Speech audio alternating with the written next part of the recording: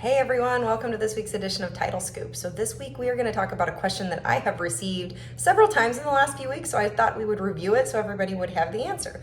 So the question I've been getting is, can I assign or transfer my owner's policy? Agents seem to be getting that question from clients, and so I just thought we would review some of the terms of the policy so that you know exactly what can and can't be done.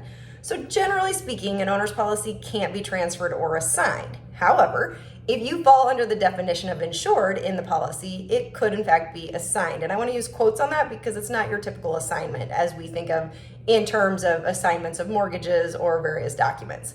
So as we've discussed in previous videos, our policy jacket tells us a lot. And in fact, if you look at the conditions, there are definitions in those conditions to the policy. And I went ahead and pulled the 2021 forms because if you're not using those now, you will be soon. And the definition of insured in the 2021 forms is actually the most expanded definition that we've had to date. So we've had the definition of insured in, I believe, probably every single policy that we've ever had. It got expanded in 2006, but then in 2021, in our new forms that we're going to be using, it's expanded even further. So insured in the 2021 forms, the first definition is the insured name in item 1, Schedule A. We know what that one is, right? That's what we put as the insured on our policy. The second definition of insured is the successor to title of an insured by operation of law, distinguished from purchase, including heirs, devisees, survivors, personal representatives, next of kin. We know what that is too, right? That's probate. If my grandmother owns the property, she passes away, and then all the heirs get it, and I happen to be an heir of that property because my parents have passed away, then I have an interest in the property and I'm covered under insured, right? The successor to title of an insured resulting from dissolution, merger, consolidation, distribution, or reorganization. So those are entities. We're talking LLCs or corporations, maybe two LLCs merged together. Once we get documentation proving that's happened, then the new LLC, if they took on a new name, would be covered under the owner's policy. The successor to the title of insured resulting from its conversion to another kind of entity. So you might see this where a partnership or an LLC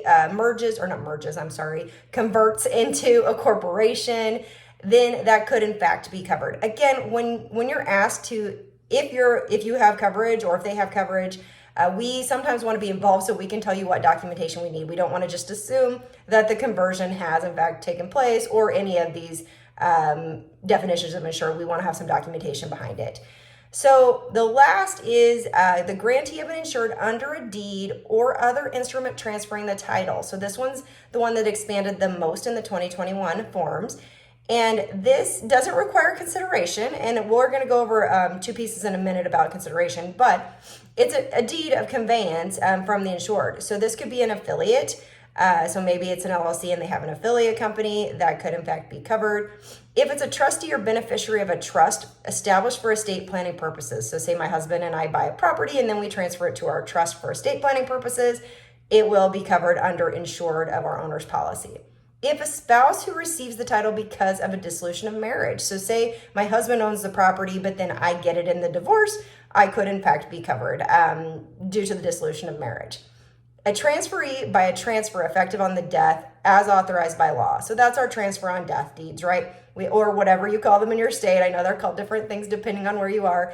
But if the transfer on death deed effectively conveys or transfers the property to a person after death by operation of law, then they are in fact covered under their owner's policy. And then last is another insured named in item 1 of Schedule A. So this was added. This is one of the things added. And this could be a situation where there's co-tenants. Say my brother and I are co-tenants on a property and then he conveys his interest to me. There's no diminution in coverage for me. I'm still covered under that policy. Now, the reason it's important to know the definition of an insured is because we do have an exclusion that's specific as to when coverage continues.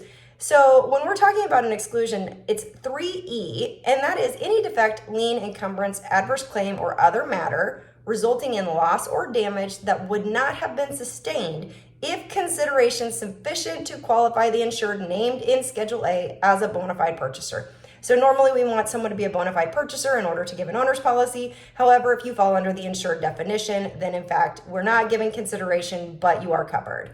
The last thing is conditions. Under the conditions, aside from definitions, we also have continuation of coverage. And this is important just to note one piece here And it says, except as provided in condition 2, this policy terminates and ceases to have any further force or effect after the insured conveys the title. This policy does not continue in force and effect if in favor of any person or entity that is not the insured. So right there, it tells you if you don't fall under the insured definition, you can in fact, you are not going to have coverage under the policy. So you're going to have to either get a new policy if you are a bona fide purchaser, or maybe you don't have coverage at all. So with that, I will just end with one best practice. If you get this question and you're not sure, call your underwriter. We will help you. A lot of times we may ask you to do an endorsement once you get the right documentation, just so we know the continuation of coverage is legitimate. So with that, we're going to call it a day, and we will see you next week.